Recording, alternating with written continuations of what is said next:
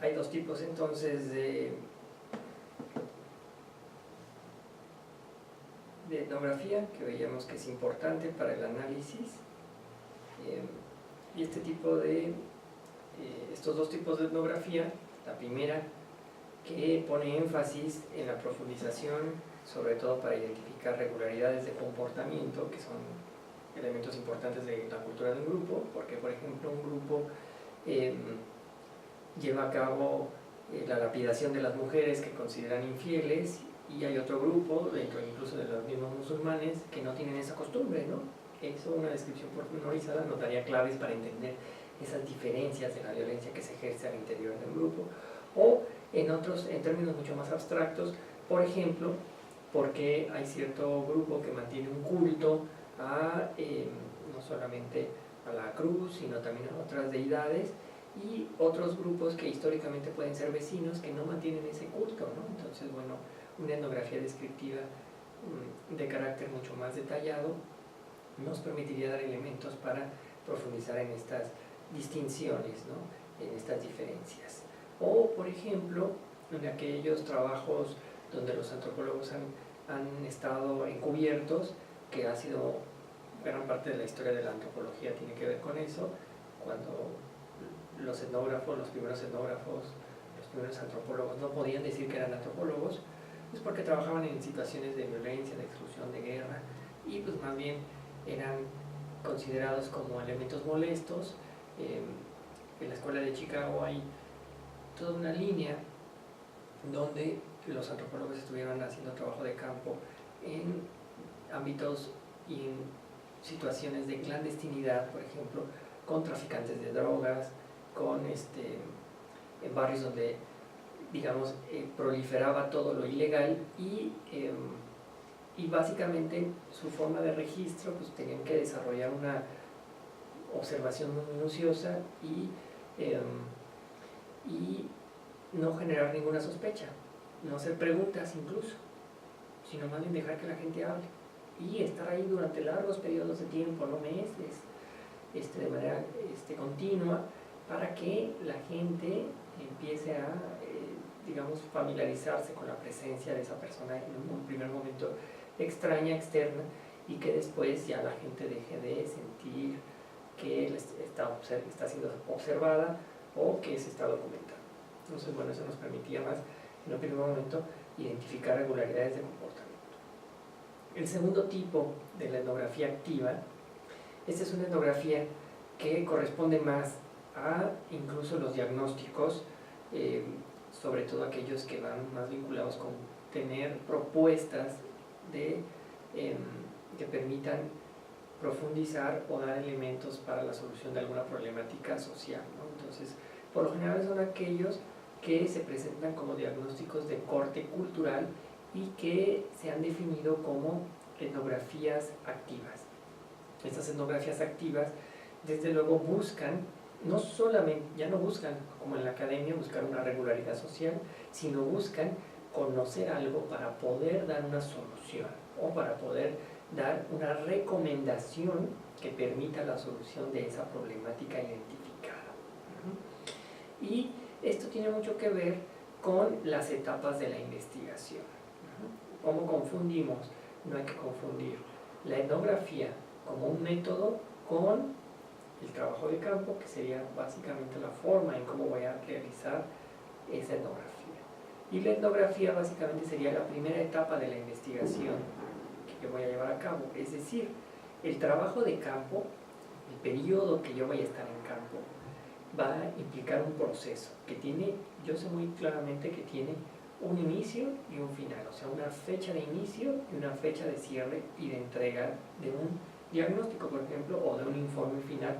con características de diagnóstico sociocultural sobre problemáticas de violencia, de exclusión, de marginación. Entonces, el trabajo de campo implicará el proceso donde se desarrolla esa investigación in situ, en el lugar de los hechos, es decir, donde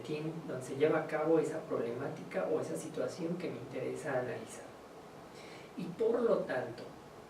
En el momento en que yo termine el trabajo de campo, voy a empezar un periodo del trabajo de gabinete que tendrá que ver con el análisis de los datos,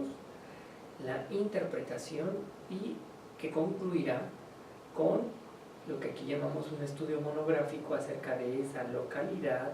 donde está la comunidad de estudio con el tema de interés y el producto que puede ser un diagnóstico sobre las condiciones de ese grupo, de ese sector o de ese segmento. Entonces, bueno, el trabajo de campo y el choque cultural, para recuperar esta parte, eso implica y es algo que ocurre, y si no ocurre hay que buscarlo, porque el choque cultural es necesario. Es lo que nos permite ver por contraste aquello que yo no comparto con ese grupo y que por lo tanto lo puedo documentar con mayor precisión. Saber que existen otras culturas y que hay otros elementos, rasgos culturales que son relativos y que por lo tanto pueden ser comparables. Hay unos que sí son comparables y hay otros que no. Entonces, los dos propósitos del choque cultural, el primero, para los etnógrafos, es conocer mediante la observación participante a la cultura elegida. En el momento en el que yo llego con un grupo que lleva a cabo una actividad, por ejemplo, aquellos grupos que trabajan en un basurero, los pepenadores, que ya son verdaderas comunidades organizadas, hasta que yo esté ahí con ellos y vaya a un día de trabajo con ellos, es decir, me vaya desde temprano con ellos para saber pues, con qué otros grupos, con qué otras personas se organizan, qué sectores o qué basureros es donde hacen la pepena, cómo seleccionan, quién es el líder, cómo venden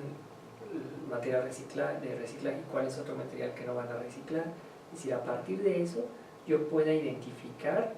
es decir, a partir de la observación directa, pueda identificar rasgos culturales y por lo tanto conocer a profundidad. También el etnógrafo, es decir, quien hace la descripción, va a revitalizar su etnocentrismo. ¿Qué quiere decir esto? Que a partir de que tú te asomes o compartas con la gente un momento determinado, vas a poder darte cuenta de que hay cosas que sí puedes compartir y con las que estás de acuerdo, pero hay otras que no. Y claro, no es que uno esté de acuerdo con todo lo que hace la gente, sino que ese contraste nos permite darnos cuenta que yo también tengo juicios de valor, que yo también puedo calificar de manera a veces peyorativa o negativa a esos otros grupos sin conocer, y que esos son rasgos del grupo al cual pertenezco. Pero regresando al trabajo de campo, es decir, la etnografía se produce durante este proceso que veíamos que es un periodo que puede ser un periodo extenso, un periodo largo de trabajo de campo de manera ideal, porque es el que permite ver una diferencia fundamental. Los primeros trabajos de campo que hicieron los antropólogos no eran trabajos de unas cuantas semanas, eran trabajos de temporalidades que a veces es difícil predecir a priori. Ya cuando estás ahí te das cuenta que a veces la problemática implica que hay que estar más tiempo, porque tiene que ver con algo muy importante, con el rapport. Es decir, un diagnóstico de estas condiciones tendría que incluir la confianza de la gente, la confianza de esos informantes clave que son quienes te van a dar acceso a los datos, las problemáticas, las condiciones que nos gustaría profundizar. ¿Y cómo logramos la confianza de la gente? Esa es la gran pregunta. Cuando estamos en un método fundamentalmente de carácter cualitativo, lo que nos interesa es los significados que la gente le da a las cosas, a las situaciones, a los problemas, a los conflictos y a las formas de solución, y donde necesitamos ganarnos la confianza de esa gente. La confianza solamente es posible lograrla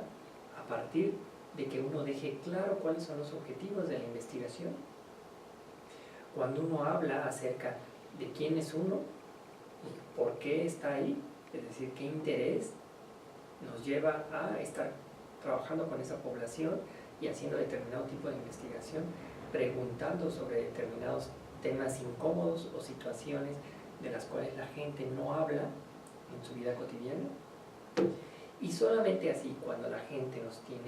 nosotros explicamos con calma, de manera pausada, sin prisa, nuestras intenciones, incluso nos identificamos, que eso es muy importante, es decir, cuando uno presenta la credencial de la universidad, tu credencial de lector, es decir, uno no deja dudas de quién es y cuál es tu intención. Entonces, a partir de ese momento podemos esperar que la gente vaya teniendo que la confianza es algo que se va construyendo de manera paulatina. No es hoy presento la carta de presentación que traigo de la institución y mi credencial y acto seguido la gente va a tener confianza. No siempre ocurre así. Hay lugares donde los antropólogos han trabajado en situaciones justamente de la ilegalidad, del narcotráfico, donde han estado encubiertos y básicamente si eligen a lo mejor un informante clave al cual le confían, pero le confían por algo, porque saben que puede ser alguien que le va a ayudar y a lo mejor no lo va a delatar, pero que al final ellos, cuando recaban la información, están conscientes de que esa información, si cae en manos de organismos, instituciones o personas no adecuadas, puede poner en peligro la vida de otras personas. Por lo tanto, pues uno tiene que usar seudónimos, tiene que, darle un tratamiento a los datos para que cualquier persona que lo lea pueda entender la problemática, pero que las personas involucradas estén protegidas bajo el anonimato y bajo, un criterio ético de protección de aquellos que nos dieron la información. Entonces, bueno, ¿qué planteaba Ángel Palermo? Ángel Palermo, como un antropólogo que le dio forma a la Escuela Mexicana de Antropología en su vertiente del trabajo de campo etnográfico, él planteaba que el aprendizaje de campo debe ser parte de la formación académica normal de un antropólogo, es decir, que lo que los primeros antropólogos aprendían, más bien después de que habían terminado de estudiar, no solamente su licenciatura, sino el doctorado, ya iban a hacer trabajo de campo cuando iban a terminar su doctorado, y eso, bueno, ocurría en las potencias o en las escuelas, en los países hegemónicos, ¿no? Estados Unidos, Inglaterra, Francia, donde los antropólogos salían a campo cuando iban a concluir su tesis doctoral. Pero él dice que no, que esto tiene que incluso sensibilizar a los antropólogos desde su formación y por lo tanto debe ser incluido en los programas y planes de estudios de la formación de antropólogos de manera muy temprana, porque es lo que permite irlos sensibilizando sobre las técnicas que les van a permitir identificar las problemáticas de corte sociocultural y de violencia, de exclusión, etc. Entonces, bueno, Ángel Palermo llega a México y español de nacimiento y, formó el estudiantes tanto en la Escuela Nacional de Antropología e Historia como en la Universidad Iberoamericana. Y él planteaba dos cosas muy importantes: combinar la docencia con la investigación. Para él la docencia y la investigación eran ámbitos de la formación que se nutrían uno a otro, y crea la primera escuela de trabajo de campo en Tepetlastoc, en el Estado de México, y ahí era donde enseñaba a hacer trabajo de campo etnográfico. Pero él decía, bueno, uno puede presentar una clase sobre cómo hacer trabajo de campo, pero eso siempre va a estar incompleto si no se complementa con una salida o ahora sí vamos a hacer el trabajo de campo en la práctica. O sea, ensayar, ese era un periodo que abarcaba un mes de estancia en una localidad rural donde pues la gente tenía que adaptarse, los estudiantes tenían que adaptarse desde el horario de trabajo de la gente, de los campesinos, hasta la forma de consumo, la comida, las actividades económicas, las costumbres, las tradiciones, todo eso. Y eso implicaba también tener una estación de trabajo de campo, es decir, un lugar donde los etnógrafos, después de hacer trabajo de campo, de recuperar la información de manera directa con la gente, podían tener unas horas para tomar notas, para escribir su diario de campo, vaciar la información que escribe primero el etnógrafo en las notas y que después va a aparecer en el diario de campo. Se tiene que vaciar en un espacio donde podemos estar concentrados y hacer esa actividad. Y también era donde se iban a discutir los datos y la teoría con otros colegas, con otros estudiantes, que a lo mejor levantaban cosas semejantes o diferentes, o encontraban problemas en levantar información, y esa, digamos, compartir a través de una charla cómo se habían recabado esos datos, qué significados tenían y con qué teorías se podían interpretar, ya era parte del proceso del diagnóstico. Entonces, de alguna manera, aunque en términos metodológicos nosotros identificamos primero una fase que es del diseño de la investigación, otra que es de la implementación de los métodos y técnicas, y luego, de manera posterior, la organización de la información, el método etnográfico tiene la gran ventaja de que nos permite durante todo el proceso ir haciendo esto de manera paulatina. Es decir, conforme voy levantando los datos, las observaciones las voy registrando en la libreta de notas y después las paso al diario de campo, ahí ya y las confronto con los colegas, ya estoy haciendo algunas interpretaciones a partir de confrontar esos datos y de algunas teorías. Lo cual, bueno, es parte importante del tipo de análisis que estaremos haciendo. ¿Qué implica entonces el estudio etnográfico? El estudio etnográfico, a través del método etnográfico, donde yo ya seleccioné una serie de técnicas, esto tiene lugar en un espacio determinado, es decir, en una comunidad que va a ser el grupo de personas con el cual voy a trabajar. Y aquí, por ejemplo, pueden ser niñas, un rango de edad que nosotros definamos, jóvenes, adolescentes, pueden ser también mujeres, personas de la tercera edad, etc. O sea, yo puedo identificar a mi comunidad de estudio. Eso lo hago a priori, antes de salir a campo, y después, estando en campo, yo veré si tengo que ajustar esa comunidad de estudio, porque a lo mejor yo estoy planteando desde el escritorio que quiero trabajar con puras niñas de primaria, pero cuando estoy haciendo trabajo de campo me doy cuenta que en la escuela pues no tengo el acceso que yo esperaba, y que fuera de la escuela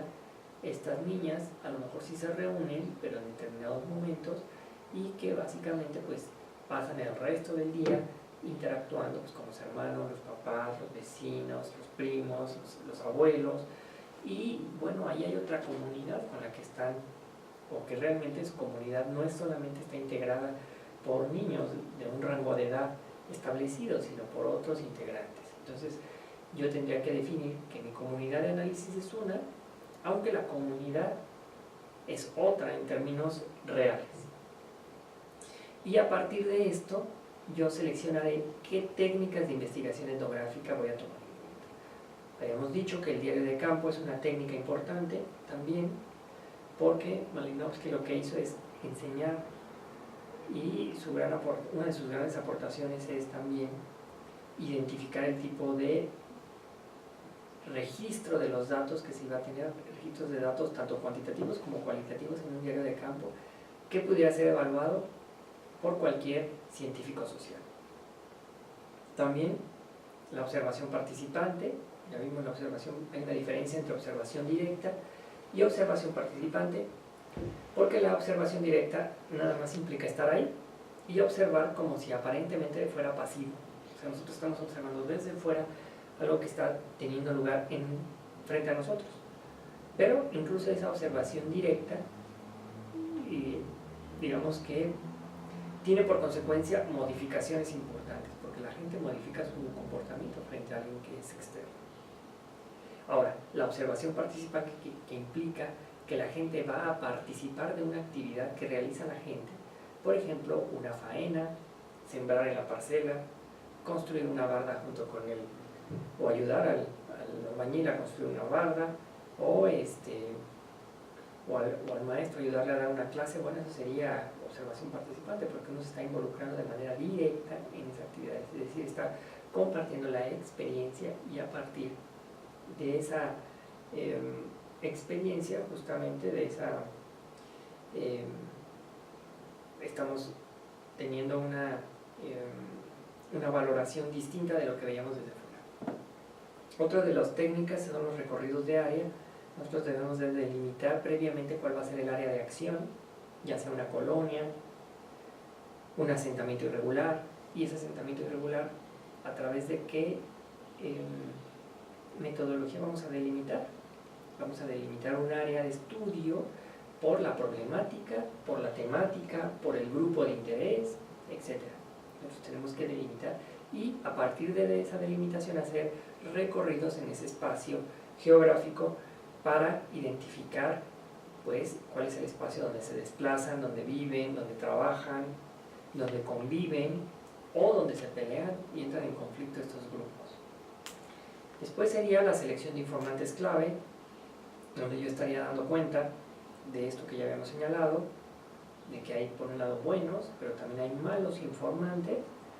y que los buenos informantes no solamente son aquellos, es decir, a veces es más fácil identificar después de un periodo de campo, de estancia en trabajo de campo, quiénes van a ser buenos informantes y quiénes son malos informantes. Hay veces que un buen informante no es justamente el que tiene más tiempo, a veces es el que puede tener menos tiempo, pero que a veces en 5 minutos o 15 minutos nos da información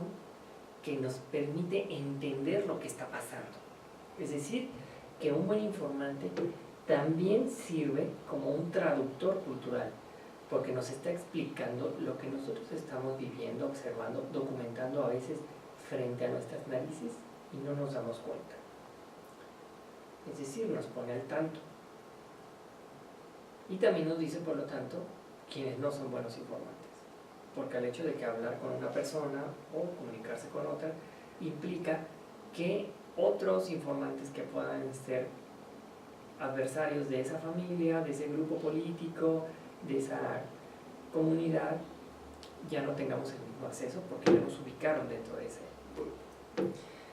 Y luego tendremos la entrevista, ¿no? Los tipos de entrevista, las entrevistas dirigidas. Las entrevistas también varían en función del tema que vamos a tratar. Podemos hacer entrevistas para tratar temas delicados o susceptibles para la gente de manera indirecta, es decir, planteando otros temas que pueden ser catalizadores para abordar una problemática. Y luego la técnica de la genealogía. La técnica de la genealogía que nos permite conocer la trayectoria de un grupo, es decir, la historia de un grupo a partir del cambio generacional. Y bajo un estudio etnográfico, el tiempo que se considera suficiente para hacer una investigación, aunque siempre varía y depende del tema y de la problemática, sería de 1 a 3 años de estancia prolongada, lo cual lleva, digamos que el reto es mayor, no solamente en términos personales, sino también en términos económicos, y desde luego esto implica pues, que uno va profundizando conforme va pasando el tiempo en ese conocimiento desde lo local, desde el lugar. El producto, por lo tanto, que nos que serviría como un diagnóstico, es una monografía etnográfica. Y se dice quizás de manera muy fácil, pensamos que una monografía etnográfica es básicamente la documentación que uno levanta a partir de fuentes secundarias. Sin embargo, la diferencia con el estudio etnográfico es que la información más relevante es levantada de primera mano, es decir, no está en los registros oficiales. Uno puede tomar como referencia los registros oficiales, pero además, si uno tiene ya una temporalidad de 1 a 3 años viviendo en una localidad, en una colonia, por ejemplo, marginal, pues ya nos daremos cuenta que uno se termina siendo cercano a los vecinos, a los amigos, crea uno amistades, y eso nos permite entonces generar nuestras propias bases de datos, por ejemplo, hacer un censo informal y saber cuántos integrantes tiene cada familia, cuántos son de jefatura masculina, cuántos son de jefatura femenina, qué tipos de conflictos tiene cada tipo de familia, cómo estos conflictos están asociados con la herencia cultural de cada grupo y también cómo influye a veces las actividades económicas de los padres o de quienes mantienen a cada familia, etc. Es decir, nosotros podemos ahondar, pero entonces la monografía etnográfica no será una monografía como consideramos cualquier otra monografía, es decir, que nos va a decir el clima, la flora, la fauna, la cantidad de población, sino que nos va a dar otro tipo de características además que son resultado de esa estancia prolongada, detenida y convivencia con la gente, donde generamos pues cierta proximidad y cercanía. Ahora bien, el trabajo de campo concebido como el proceso para llevar a cabo la investigación que nos va a permitir identificar y elaborar problemáticas con mayor profundidad y por lo tanto dar cuenta de ciertos diagnósticos culturales que no solamente hablan de ese tema que nos interesa o de esa problemática, sino que ese tema y esa problemática están contextualizados de manera adecuada, implica estos pasos que están señalados. Primero, de marcar el campo de acción, elegir una comunidad de estudio, que tanto puede ser una comunidad en lo físico, o sea, una colonia, un asentamiento, un fraccionamiento, una localidad, como también elegir a una comunidad de estudio. Puede ser mujeres abandonadas, puede ser mujeres en situación de calle, pueden ser niñas con ciertas condiciones o ciertas características. Es decir, yo puedo hacer un recorte en dos sentidos. Primero en la demarcación del campo de acción y después de la población bajo estudio. Luego vendría el sentarnos a redactar un proyecto definido, es decir, un proyecto que va a incluir todos sus puntos: antecedentes, objetivos general, objetivos particulares, justificación, preguntas de investigación, hipótesis, un marco de referencia y un cronograma de actividades. Además, yo tendría que incluir dentro de este diseño del proyecto un presupuesto, es decir, los insumos que voy a ocupar, las personas que voy a contratar, el tiempo que voy a durar en la investigación durante sus distintas fases, quizás en un primer momento en la planeación o en la elaboración del proyecto, después en la ejecución, más tarde en el análisis de los datos y por último en la presentación de los resultados a través de un diagnóstico. Y eso también implicaría saber, por ejemplo, si voy a contar con la aprobación de un presupuesto por parte, si va a ser una investigación autofinanciada o va a ser una investigación que voy a recurrir a instancias, dependencias de gobierno que pueden financiar este tipo de problemáticas. El apartado B tiene que ver con la preparación y documentación. Esto es muy importante porque yo, una vez que definí el tema y que a partir del tema tengo un problema de investigación relevante para la ciencia y para la sociedad o para la institución que me ha contratado, o en este caso para identificar problemas de violencia o de delincuencia, entonces yo tendría que documentarme acerca de cómo se ha estudiado la violencia en las sociedades que me interesan, en las comunidades, en las ciudades medias, con las características de la población latinoamericana, con quizás con las especificidades que han sido abordadas las problemáticas para la población que me interesa analizar, y además dar cuenta y hacer una revisión acerca de los conceptos teóricos que voy a usar, cómo ha variado la discusión, incluso que yo pueda hacer alguna visita a las bibliotecas de la universidad, del lugar,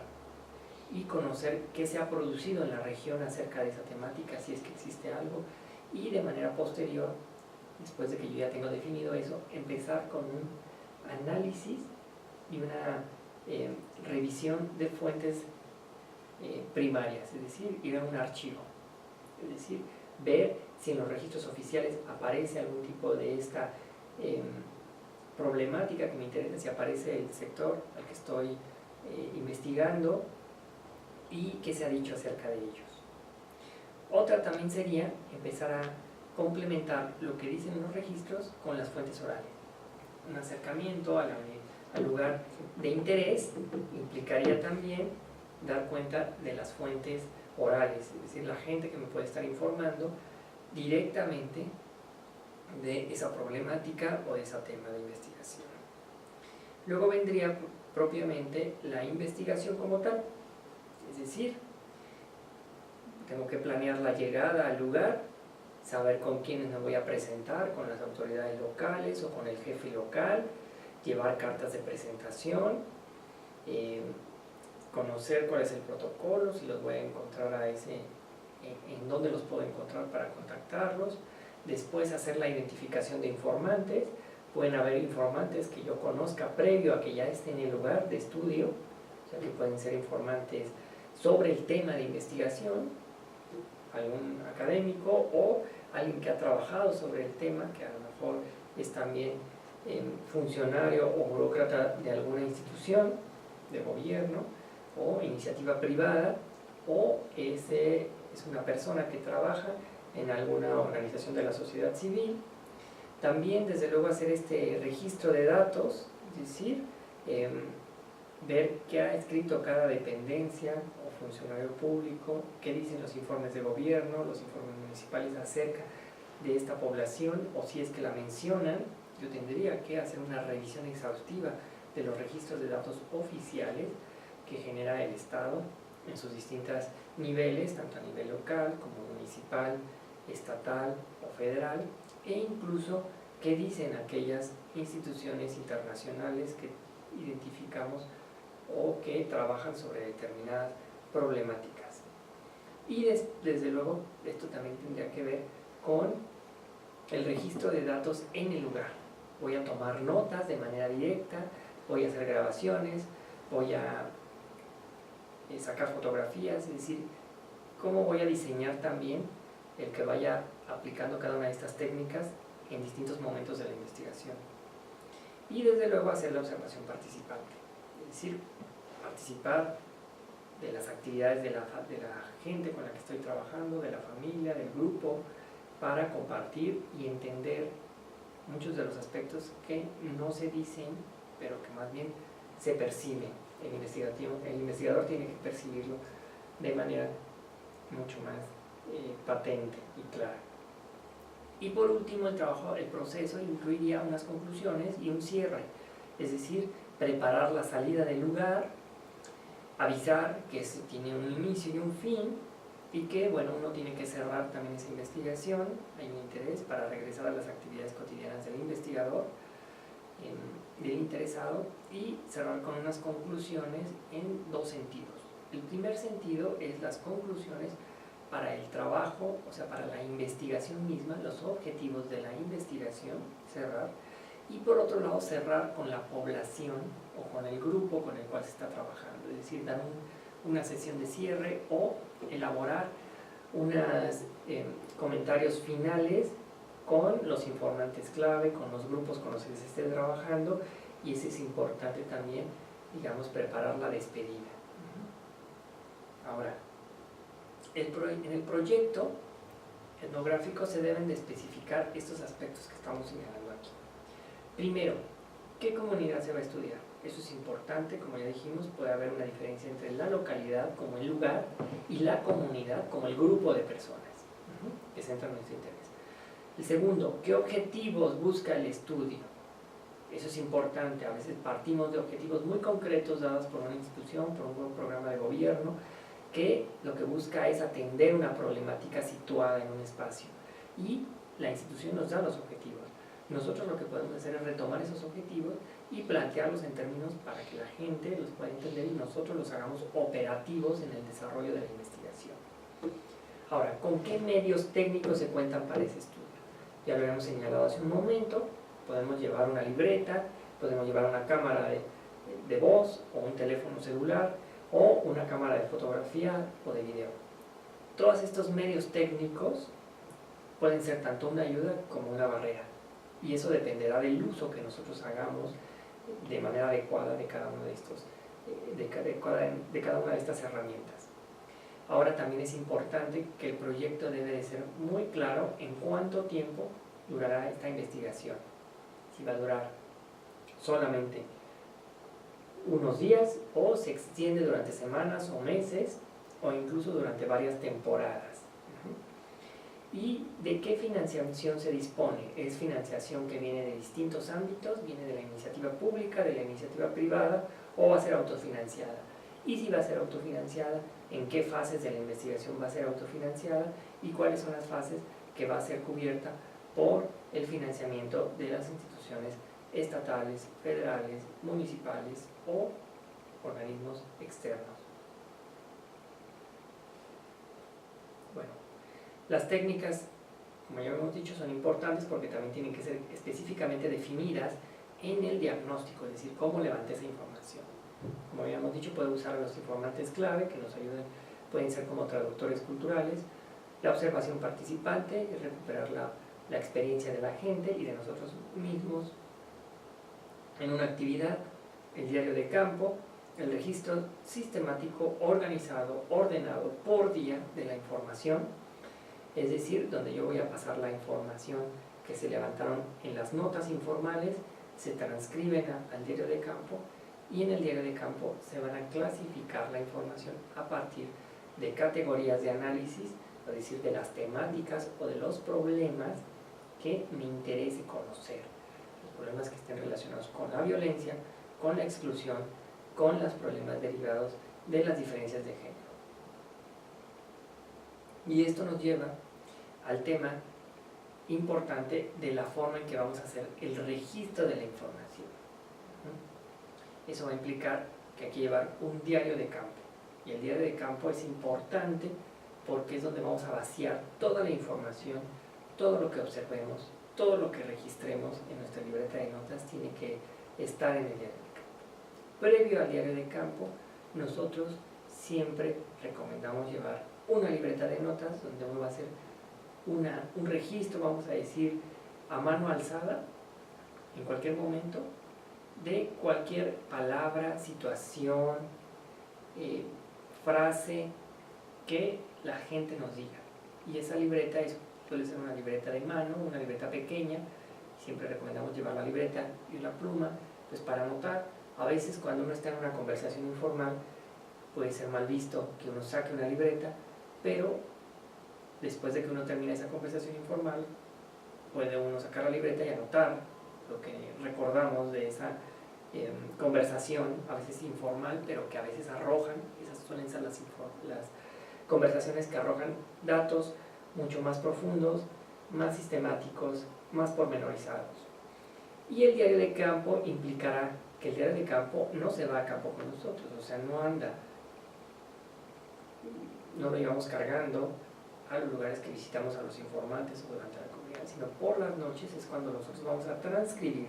la información que levantamos de manera desorganizada de la libreta de notas al diario de campo.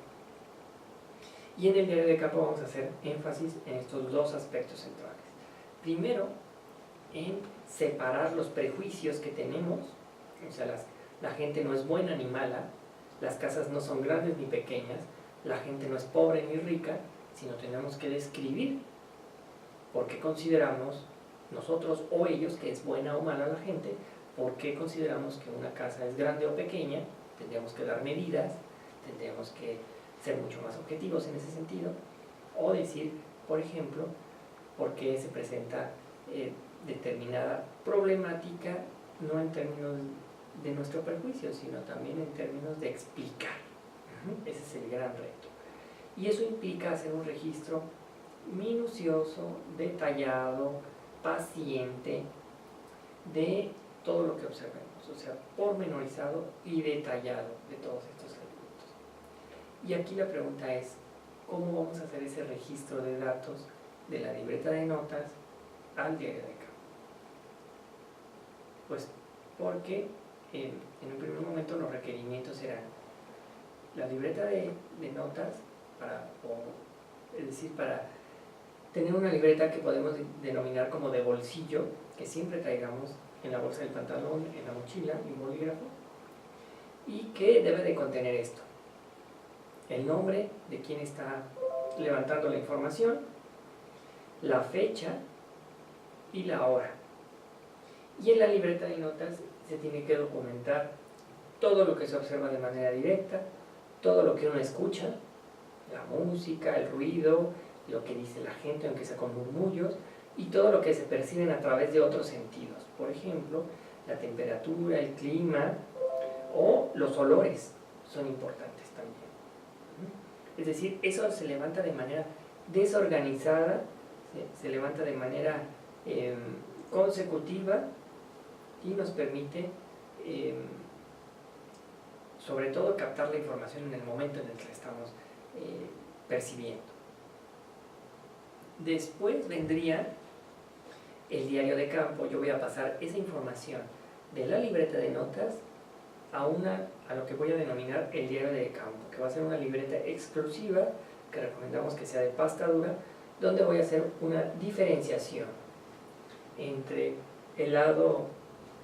derecho y el lado izquierdo. Del lado derecho, digamos, va a ser el lado objetivo, donde yo voy a poder escribir el lugar donde se levantó la observación, la fecha, incluso el clima. Y ahí se tiene que documentar con detalle todo lo que se observa y todo lo que la gente dice. Independientemente de mi postura, de lo que yo crea que o lo que me parece, eso no va a aparecer de este lado del diario, va a ir del otro lado.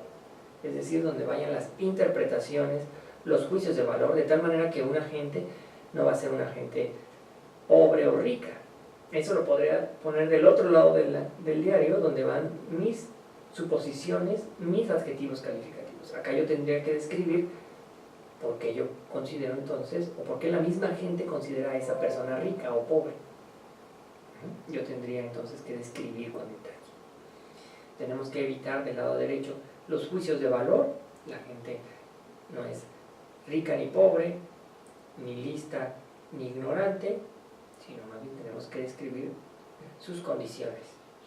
y distinguir entre la observación y lo que la gente nos dice de manera directa. Del otro lado del diario, ahí sí puedo señalar descripciones de manera personal, juicios de valor, adjetivos calificativos y algo que es muy importante: preguntas. Las preguntas que me van a permitir avanzar en la documentación y en seguir indagando acerca de la información o de lo tentativo que hasta ese momento es la información. O sea, yo puedo decir, bueno, hasta aquí he recabado muy poca información, pero me surgen esta y esta duda. Esas dudas tienen que aparecer escritas para que de manera posterior se incorporen.